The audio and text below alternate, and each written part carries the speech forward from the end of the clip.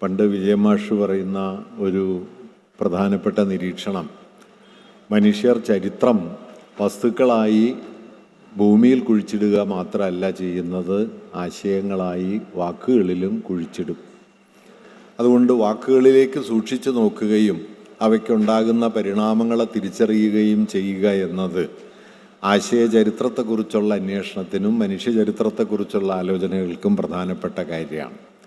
അത്തരം പരിശോധനയ്ക്ക് വളരെ കൂടുതൽ സാധ്യതയുള്ളൊരു പദസംയുക്തമായിട്ടാണ് സനാതനധർമ്മം എന്ന വാക്ക് നിൽക്കുന്നത്.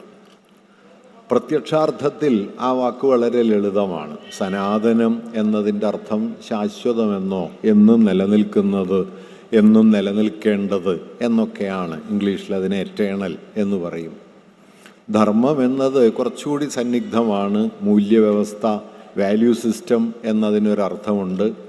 സാമൂഹ്യ ക്രമങ്ങൾ എന്നർത്ഥത്തിലും ധർമ്മം എന്ന വാക്ക് ഉപയോഗിക്കപ്പെടുന്നുണ്ട്. എന്തായാലും ശാശ്വതമായി നിലനിൽക്കേണ്ട മൂല്യങ്ങൾ എന്നർത്ഥത്തിലോ എന്നും നിലനിൽക്കേണ്ട ജീവിതക്രമങ്ങൾ എന്നർത്ഥത്തിലോ ഒക്കെ പദാർത്ഥപരമായി ഈ വാക്കിൻ്റെ പ്രാഥമിക അർത്ഥം എടുത്ത് പരിശോധിച്ചാൽ മനസ്സിലാക്കാൻ കഴിയുന്ന ഒന്നാണ് സനാതനധർമ്മം.